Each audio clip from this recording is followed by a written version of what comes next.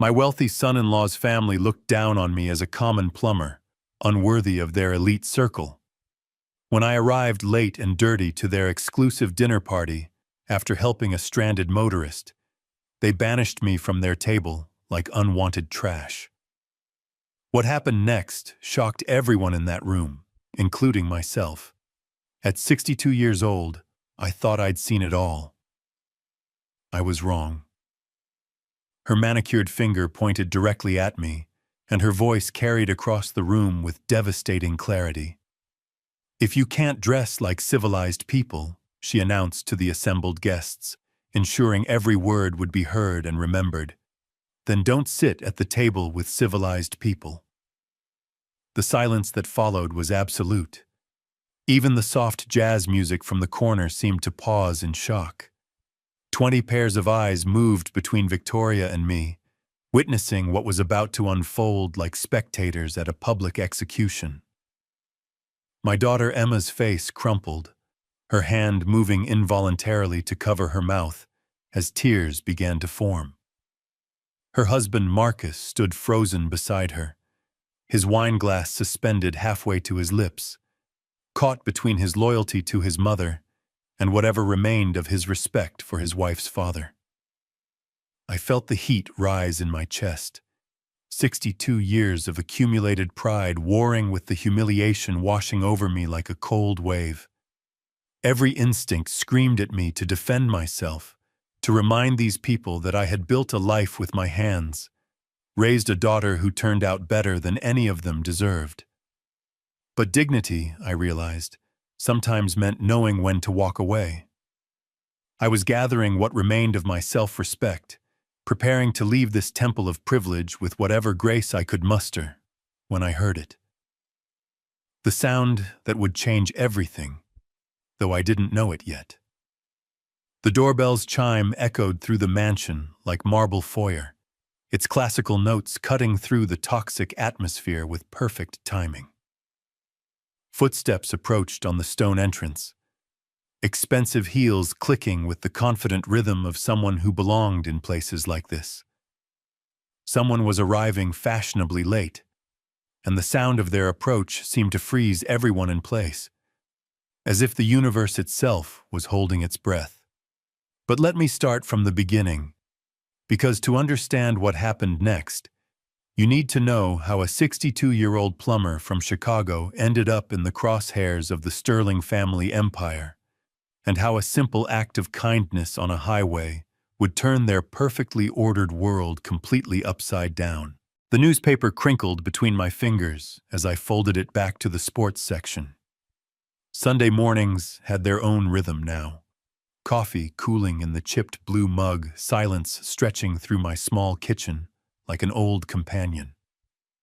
The apartment held that particular stillness that comes when you've lived alone long enough to stop expecting company. 4 years since Linda passed, and I still set the paper down where she used to sit. Her chair remained pushed out slightly from the table as if she'd just stepped away to refill her coffee cup and would be back any moment. The phone's shrill ring cut through the quiet like a blade. My hand jerked, sending coffee droplets across the crossword puzzle. Who called at 10:30 on a Sunday? Emma usually texted first, and my few remaining friends knew better than to interrupt weekend solitude. "Hello, Frank." The voice carried that familiar chill. My son-in-law's practiced politeness that never quite masked his discomfort with my existence. It was Marcus. I straightened in the wooden chair, its legs creaking against the linoleum. Marcus never called. Ever. When communication happened between us, it flowed through Emma like water finding the path of least resistance. "Marcus, everything all right?" A pause stretched across the line, filled with the sound of his careful breathing and what sounded like classical music playing softly in the background. "Emma insists I call you about something." The words carried weight, each one measured and reluctant. "My mother's 65th birthday dinner tonight." My stomach tightened. Victoria Sterling's birthday. I'd forgotten, though Emma had mentioned it weeks ago. The way Marcus said "insists" made it clear whose idea this invitation wasn't. I see. She thinks you should come. Another pause longer this time. The family's gathering at 7. Riverside Country Club. Riverside Country Club. Of course. Where the valet parking cost more than my weekly grocery budget, and the wine list read like a foreign language designed to separate the worthy from the wanting. I glanced around my kitchen. The mismatched plates drying in the rack, the refrigerator humming its mechanical song, the single coffee cup that had become my entire morning routine. Everything about this place screamed working class, while Marcus lived in a world of marble countertops and wine cellars. That's thoughtful of Emma. Yes. Well. Marcus's tone suggested thoughtfulness had nothing to do with it. Dress is business formal. The club has standards. The way he said standards landed like a small punch. Not cruel enough to challenge directly, but pointed enough to remind me where I stood in their world. A 62-year-old retired plumber who fixed pipes for 40 years while they bought and sold companies. I ran my thumb along the rim of my coffee mug, feeling its rough edges where the ceramic had chipped. I'll be there. Fine. 7 o'clock sharp. They don't hold reservations. The line went dead before I could respond. I held the phone against my ear for another moment, listening to the dial tone's steady hum. Outside, a neighbor's lawnmower started up its engine, coughing to life with the kind of mechanical complaint I understood. Business formal at Riverside Country Club. I looked down at my faded Chicago Bears sweatshirt and work jeans. The clothes hanging in my bedroom closet hadn't seen a country club in years, maybe ever. But Emma would be there, and despite Marcus's cold delivery, she'd asked for me. That meant something. The coffee had gone cold, while I sat there, the newspaper forgotten. I pushed back from the table and stood my knees protesting the sudden movement. 7 o'clock gave me time, but not much. First, I needed something decent to wear, then a gift worthy of Victoria Sterling's expectations. My wallet sat on the counter beside yesterday's mail. I flipped it open, counting the worn bills inside. Enough for a modest present, though nothing that would impress the Sterling family. Still, it wasn't about impressing them. It was about showing up for Emma when she needed me there. The apartment suddenly felt smaller, its quiet less comfortable. I grabbed my keys from the hook by the door, the familiar weight of them solid in my palm. The Toyota waited in the parking lot, reliable as sunrise despite its age and accumulated scratches. Time to venture into their world, armed with nothing but stubborn pride and a father's love. 20 minutes later, I stood before my bedroom closet, water still dripping from my graying hair onto the towel around my shoulders. The shower had washed away the morning's stillness, but not Marcus's words or their underlying message. Business formal at Riverside Country Club. Translation: don't embarrass us more than necessary. My dress shirts hung in a neat row, pressed but showing their age. Navy blue seemed safest. Conservative enough to blend in, dark enough to hide any shortcomings. I pulled it from the hanger, the fabric soft from countless washings. Linda used to iron my shirts with military precision, each crease sharp enough to cut. Now I managed with wrinkle release spray and careful hanging. The drive to Woodfield Mall took 15 minutes through Sunday traffic. Families loaded into SUVs, kids clutching shopping lists for birthday parties and weekend activities. Normal families who probably didn't navigate minefields of social expectations every time they gathered. Inside the mall, the weekend crowd moved with purpose. Young mothers pushed strollers past storefronts, while teenagers clustered around bubble tea stands. I found myself studying the other shoppers, wondering which ones would fit naturally at Riverside Country Club, and which, like me, would stick out like grease stains on silk. The department store's perfume counter hit me first, a wall of competing scents that made my eyes water. Women in crisp uniforms offered samples and advice to customers who looked like they belonged in Marcus's world. I moved deeper into the store past displays of handbags that cost more than my monthly Social Security check. "Can I help you find something?" The sales clerk appeared beside me, her smile professional but genuine. Mid-30s, wedding ring catching the overhead lights. The kind of person who understood working for a living. "Birthday gift for my son-in-law's mother." Her expression shifted slightly, reading between the lines. "What kind of relationship do you have with her?" Smart question. Complicated. She nodded, understanding more than I'd said. "Price range, 80 to 100. Follow me." We moved toward a display of jewelry boxes and silk scarves. Nothing too personal, nothing too cheap. Safe territory for difficult relationships. She pulled out a silver jewelry box, elegant but not ostentatious. Classic choice. Shows thoughtfulness without overstepping. I turned it over in my hands, feeling its weight. Solid but not flashy. The price tag said $85 more than I usually spent on anything except groceries, but this wasn't usual. The memory hit me without warning. 3 years ago, the first time I'd met Victoria and Harrison Sterling. Emma had insisted on dinner at some Italian place with white tablecloths and waiters who moved like dancers. I'd worn my best shirt, the one Linda picked out for church services and special occasions. Victoria's face when Emma introduced me still burned clear in my mind. That moment of confusion followed by the careful recalibration when she realized her daughter-in-law's father fixed pipes and unclogged drains for a living. Harrison's handshake had been brief, dismissive, his attention already shifting to safer topics like the weather and restaurant recommendations. "Dad works with his hands," Emma had said, trying to bridge the gap between worlds that had no interest in meeting. "He can fix anything." "How practical," Victoria had replied, the pause before practical speaking volumes. The word hung in the air like smoke, carrying judgments about people who worked with tools instead of spreadsheets. That dinner had lasted 2 hours. 2 hours of careful conversation, where every topic felt like walking through a minefield. My stories about interesting repair jobs met with polite nods. Their discussion of investment portfolios and country club politics sailed over my head like aircraft in a foreign sky. "Sir, the jewelry box." The sales clerk's voice brought me back to the present. I was still holding the silver box, still feeling its weight in my palms. "I'll take it." She wrapped it carefully in cream-colored tissue paper, then slipped it into a small gift bag with ribbon handles.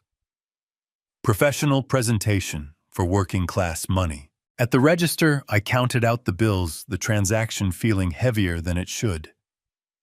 Walking back through the mall, I caught glimpses of my reflection in storefront windows. Clean shirt, pressed pants, gift bag in hand. A 62-year-old man trying to dress up for people who'd already decided he didn't belong. But this wasn't about them. This was about Emma, about showing up when family needed you, even when family didn't particularly want you there. The Toyota started on the second try, engine settling into its familiar rhythm. I set the gift bag carefully on the passenger seat and checked the dashboard clock. 12:40. Enough time to get home, grab my jacket, and leave for the suburbs with a few minutes to spare. The afternoon stretched ahead like a road into uncertain territory.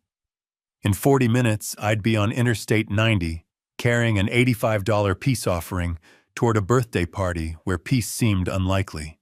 Interstate 90 stretched ahead like a concrete ribbon, cutting through suburban Chicago under an afternoon sun that painted everything golden.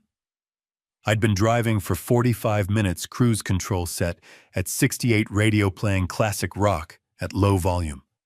The gift bag sat secure in its seatbelt on the passenger side, my $85 peace offering for enemy territory. Traffic moved steadily, but not heavy. Typical Sunday afternoon flow of families heading to dinner plans and weekend activities. I checked the dashboard clock. 2:15 exactly. Right on schedule for a 4:30 arrival at the suburbs, maybe even a few minutes early if I kept this pace.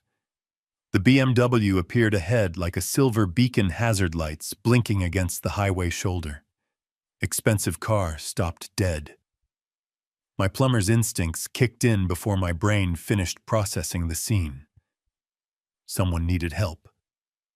I eased off cruise control and guided the Toyota behind the luxury sedan.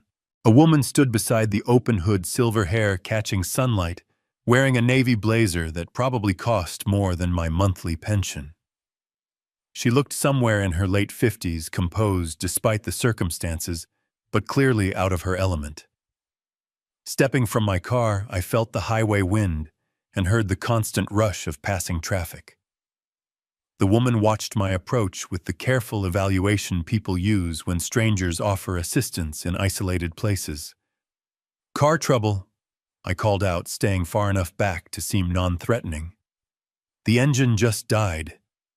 Her voice carried education and breeding crisp consonants that spoke of private schools and business meetings. All the warning lights came on at once. I moved closer, hence visible body language open. "I'm Frank. Used to work on plumbing, but I know some mechanical too. Mind if I take a look?" She hesitated, weighing options. A lone woman on a highway deciding whether to trust a stranger. Smart caution in today's world. "Catherine Williams." She extended her hand with business-like efficiency. "I'd appreciate any insight you might have." Her handshake was firm, confident, the kind of grip that suggested someone accustomed to making deals and commanding boardrooms. But right now, she was just another driver with a broken car. What happened right before it quit? Strange noise from under the hood, almost like grinding. Then the temperature gauge shot up and everything went silent. I nodded, already forming a diagnosis. "Sounds like your water pump failed. When they go all at once. Usually takes the cooling system with them." Catherine's expression shifted from worry to cautious relief. "Is that fixable here?" "Depends on what else got damaged. Mind if I grab some tools from my car?" She stepped aside, gesturing toward the engine bay. "Please." My emergency toolkit lived in the Toyota's trunk. Basic wrenches, pliers, electrical tape, jumper cables. 38 years of working with pipes and pumps had taught me to carry essentials wherever I went. You never knew when someone would need help. Returning to the BMW, I caught Catherine studying my car with undisguised curiosity. 10-year-old Toyota versus current-year luxury sedan. The contrast wasn't lost on either of us. "Let's see what we're dealing with," I said, leaning over the engine compartment. European engineering. Complicated where American cars stayed simple, expensive where domestic vehicles used cheaper alternatives. But a cooling system was a cooling system, and this one told its story clearly. Coolant splattered across everything, belt hanging loose, water pump housing, cracked like a broken promise. The damage was extensive, but not impossible. "Good news and bad news," I announced, straightening up. "Good news is I can probably get you running again. Bad news is it's going to take some time." Catherine checked her watch, a slim gold piece that caught the light. "How much time?" "Hour and a half, maybe 2, assuming I can rig a temporary fix." Her face fell slightly, obviously going somewhere important. "Join the club." "The alternative is calling a tow truck and waiting until Monday for parts," I continued. "Your choice." She looked down the empty highway, then back at me. Whatever she was weighing, the decision came quickly. "If you're willing to try, I'd be grateful. What do you need me to do?" "Stay clear of the traffic side mostly. This is going to get messy." I rolled up my sleeves and dove into the engine bay, hands already dark with road grime and coolant. The water pump would need complete replacement eventually, but highway repairs were about getting home, not permanent solutions. Catherine watched from a safe distance as I loosened the damaged components and assessed the pump housing. Doable, but barely. The kind of repair that separated real mechanics from parts changers. "You're missing your Sunday afternoon for this," she observed. I worked the wrench around a stubborn bolt. Had somewhere to be myself, but cars don't respect social calendars. "Where were you headed?" I glanced up from the engine. "Family dinner? Birthday party?" No need for details about reluctant invitations and class warfare. "I hope this doesn't make you too late." "We'll see." The bolt finally gave way with a metallic ping. "What about you?" "Same thing, actually. Birthday celebration." Catherine's tone suggested complications there, too. Small world. The coincidence felt odd, but not impossible. Sunday evenings in Chicago probably hosted thousands of birthday parties. Still, something in her voice suggested her gathering might be as challenging as mine. I returned to the repair, losing myself in the familiar rhythm of problem-solving. Remove the damaged parts. Improvise with what's available. Make it work long enough to get home. The same approach that had carried me through 38 years of other people's plumbing emergencies. Time compressed the way it always did when I worked. Traffic hummed past, the sun tracked slowly westward, and my hands found their way through German engineering like muscle memory navigating familiar territory. "How long have you been doing this?" Catherine asked from her position beside the guardrail. "Started when I was 16. I wiped my hands on an old rag examining the failed component. 38 years of plumbing, give or take. That's impressive. Most people our age are slowing down." I glanced up, catching her expression. Not condescending like the Sterling family would be, but genuinely curious. "Pipes and pumps keep me honest. Either you fix them right, or they leave you stranded. Like mine just did." "Exactly." I reached for the spare water pump I kept in my emergency kit, a rebuilt unit I'd picked up from a junkyard and cleaned during slow evenings. "Good thing I believe in being prepared."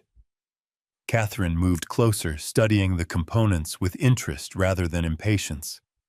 "You just happen to travel with spare water pumps. This one's rebuilt." I lined up the replacement unit, checking the mounting points. "Picked it up from a junkyard last month, cleaned it up during slow evenings. Never know when you'll need it." Most people would just call roadside assistance. Most people don't know how to fix what breaks. I guided the new pump into position, threading the first bolt. These days, everyone wants things done for them instead of learning to do them themselves. There's something to be said for self-reliance. She settled against the guardrail, clearly in no hurry, despite our shared time pressure. My late husband used to say the same thing. Different field, but same principle. I caught the past tense, the slight softening in her voice. "Sorry for your loss." "Thank you. It's been 5 years, but sometimes it feels like yesterday." Working the new pump into its final position, I understood that particular ache. "Lost my wife 4 years ago. Cancer." "I'm sorry too." Her tone carried genuine sympathy, not the awkward politeness most people offered. It was the kind of understanding that only came from walking the same difficult road. Changes everything, doesn't it? The bolt threads caught cleanly mechanical precision, helping push aside emotional weight. Changes how you spend your time. What matters? A semi thundered past its wind, briefly overwhelming our conversation. When the noise faded, Catherine was watching me work with the kind of attention that suggested real interest, not just polite observation. "You make it look easy." 38 years of practice. When I guided the belt around the new pulley, checking tension with my fingers. "Same as anything else. Start with what you know, figure out what you don't. Keep your hands busy while your brain solves problems." That's surprisingly philosophical for pump repair. I chuckled, surprised to find myself relaxed, despite the time pressure. My wife used to say I thought too much about simple things. Maybe she was right. Maybe thinking about simple things keeps us sane. Something in her tone suggested she understood complicated thinking too well. I looked up from the engine bay, studying her face. Stress lines around her eyes, the kind that came from making decisions that affected other people. Whatever birthday party she was missing, it carried weight beyond social obligations. "You're gathering tonight," I said, testing the belt tension one final time. "Family or business?" "Business associates, mostly though. Sometimes the difference gets blurry." She checked her watch without obvious anxiety. "What about yours?" "Family. My daughters-in-laws." I kept my tone neutral, avoiding the complications that made those 3 words inadequate. "Not exactly your crowd." "You could say that." Catherine nodded, as if she understood family obligations that stretched beyond comfort zones.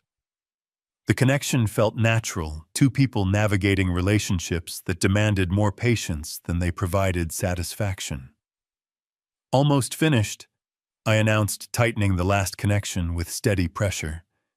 The repair was nearly complete, but something in our conversation made me slow my pace slightly. When was the last time I'd talked with someone who actually listened instead of waiting for their turn to speak? Someone who didn't judge my profession or make assumptions about my intelligence based on my work clothes. "You've been incredibly kind," Catherine said, genuine gratitude warming her voice.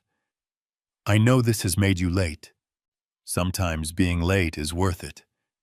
I tested the belt tension one final time, satisfied with the repair. "Ready to see if this works?" She straightened, anticipation and nervousness mixing in her expression. "Ready." I climbed into the BMW driver's seat, key in hand. The afternoon had taken an unexpected turn, transforming from dutiful family obligation into something more valuable. A reminder that decent people still existed in the world even when you found them in the most unlikely places. The key turned, and the engine caught, immediately running smooth and steady. Dashboard lights glowed green across the instrument panel, every warning extinguished. I revved the engine gently, listening to the new pump's quiet hum beneath the hood. "Perfect," I called through the open window. "That sounds completely different." Catherine leaned closer to hear the mechanical harmony. "Should give you another 100,000 miles at least. Just remember to check your coolant levels every few months." I climbed out, wiping my hands on the old rag. "What do I owe you?" She retrieved her purse from the passenger seat, pulling out a leather wallet. 2.5 hours of expert work plus the part. "Nothing." I began gathering my tools, stacking wrenches in their designated spots. "Happy to help." "Frank, you can't be serious. You've given up your entire afternoon. Used your own equipment, your own parts."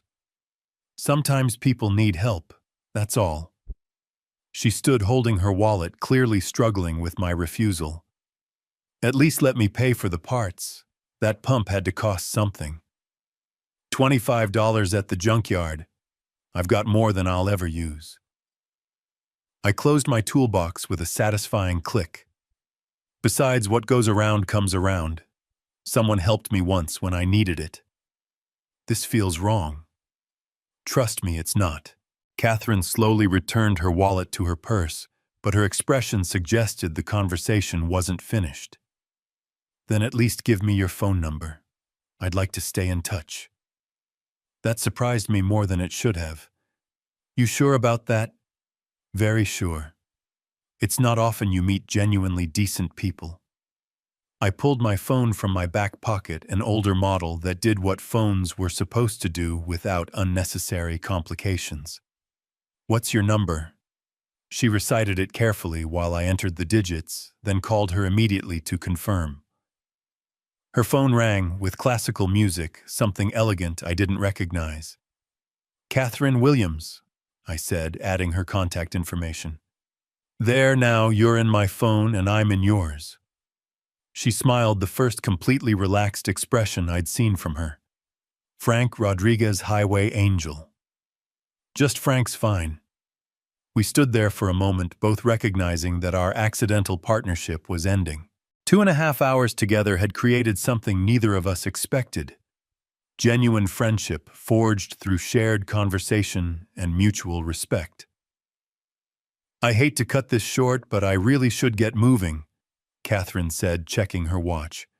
"I'm already terribly late." The mention of time hit me like cold water. Late. My carefully planned schedule had disappeared into highway assistance. "Yeah, me too." I forced casualness into my voice, though panic was setting in. "Where are you headed, if you don't mind me asking?"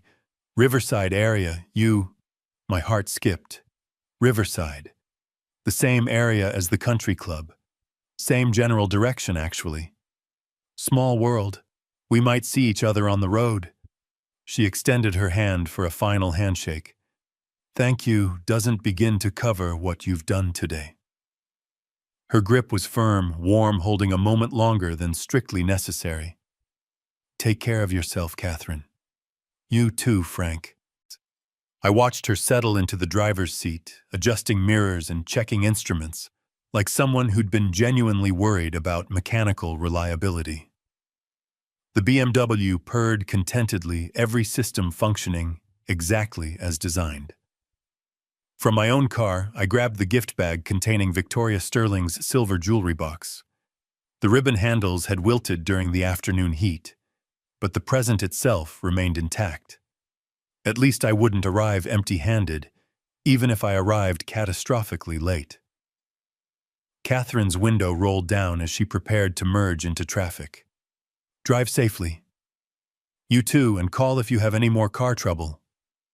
"I will. And Frank, thank you again for everything." She pulled into the traffic flow with confidence, the BMW blending seamlessly among the other vehicles heading toward Riverside. I waited a moment, watching her tail lights disappear into the steady stream of Sunday afternoon travelers. Starting my own engine, I felt an odd mixture of satisfaction and anxiety. The afternoon had taken an unexpected turn, transforming from dutiful family obligation into something genuinely meaningful. But the Sterling party loomed ahead, and I was now catastrophically late. An hour later, I turned into the Riverside Country Club entrance, where every lawn looked professionally manicured, and every vehicle showcased wealth that most people could only dream of. The clubhouse sat like a monument to successful living. Two-story colonial architecture, bay windows, gleaming landscaping that belonged in magazines. I parked my Toyota behind a line of luxury cars. BMW, Mercedes, Lexus, Audi. My 10-year-old Camry looked like it had wandered into the wrong neighborhood by mistake. Walking up the curved driveway, I caught my reflection in a parked car's window. 2.5 hours of roadside engine work had left their mark. Grease stains on my shirt, dirt under my fingernails, despite quick cleanup hair disheveled from highway wind. Not exactly business formal for country club standards.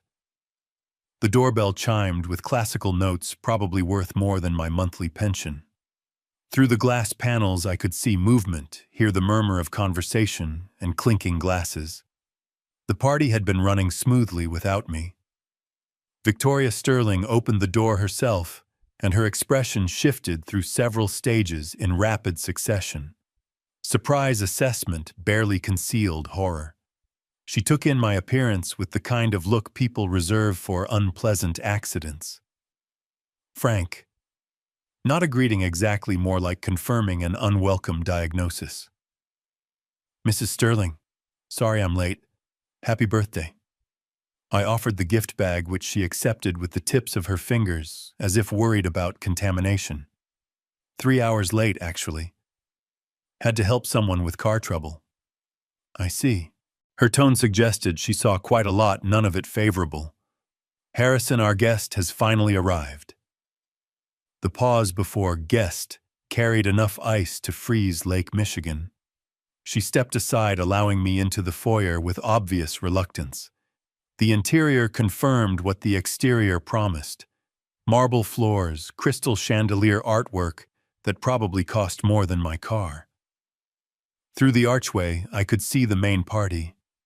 20 elegant guests holding wine glasses, their conversations pausing as they noticed my arrival. Harrison Sterling appeared from the living room, wineglass in hand, tie perfectly knotted, every hair in place. His eyes swept over my appearance with the same dismay his wife had shown. "There you are." He managed to make it sound like an accusation. We were beginning to wonder if something had happened. Something did happen. Someone needed help. "Right."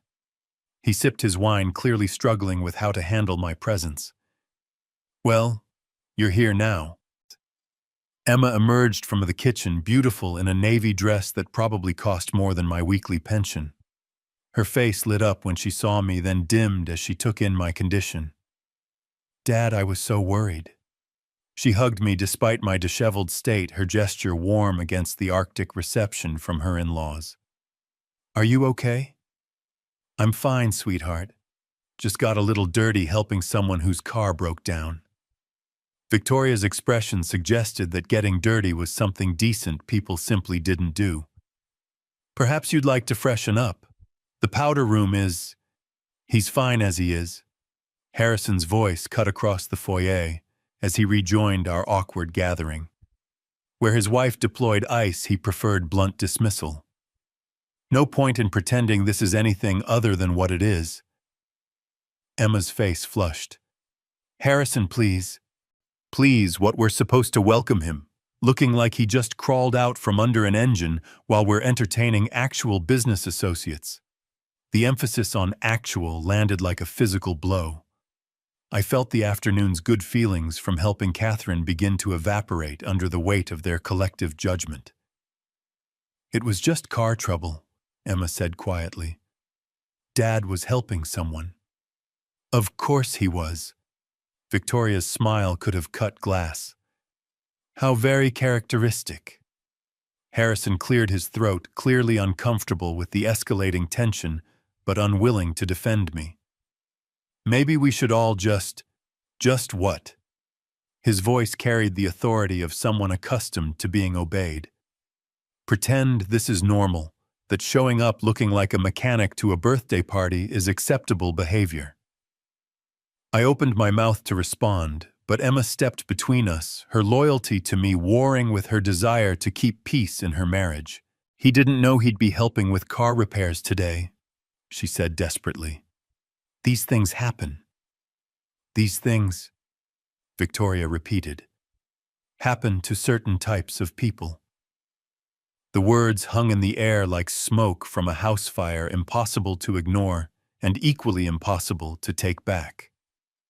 Around us, the other guests had stopped pretending not to listen, their conversations dying as they witnessed this elegant cruelty.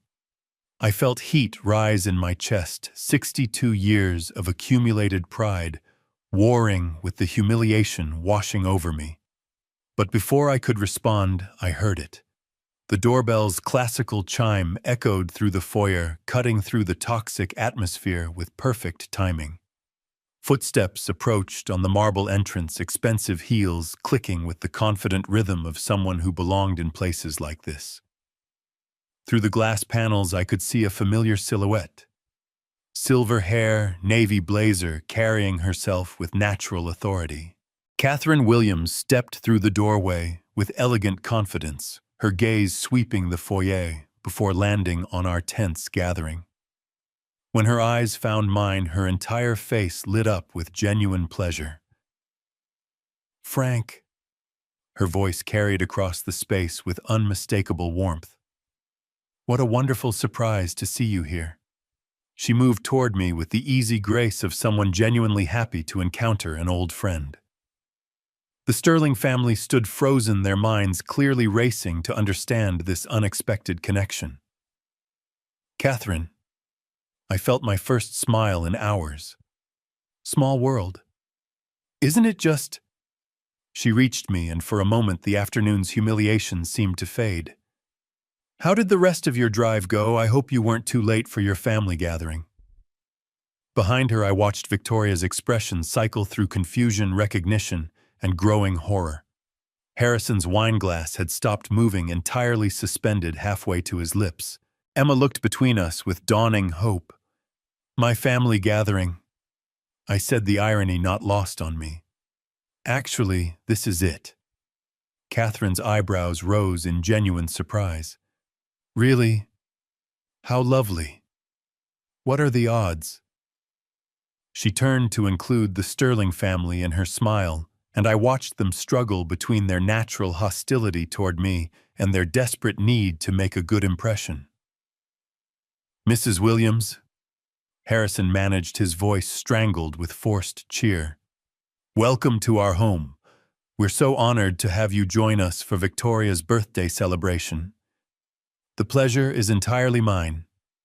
Catherine's tone remained gracious, but I caught the slight pause as she took in the tense atmosphere.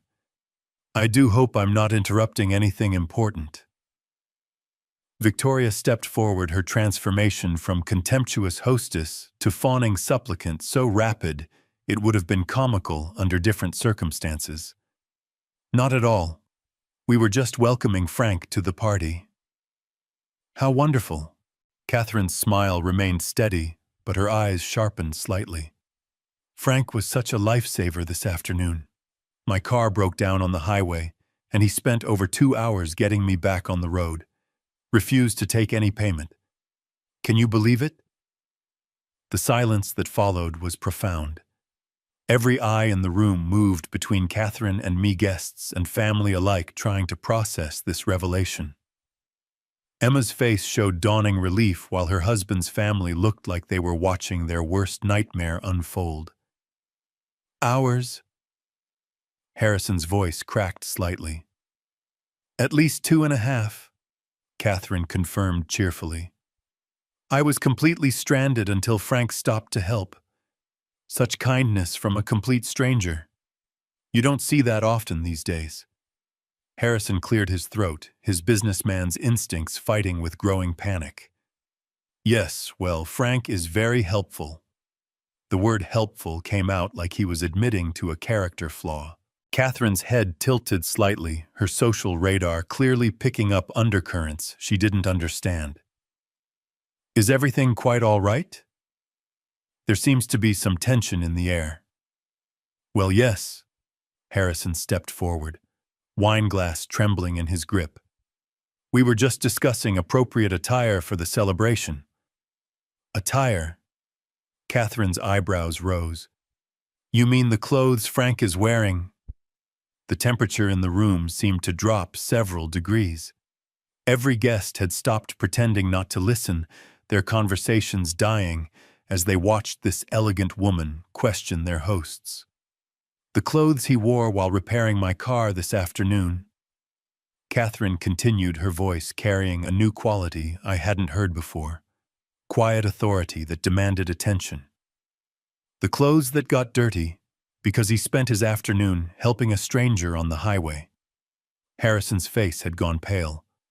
Mrs. Williams, you have to understand. We maintain certain standards. Standards?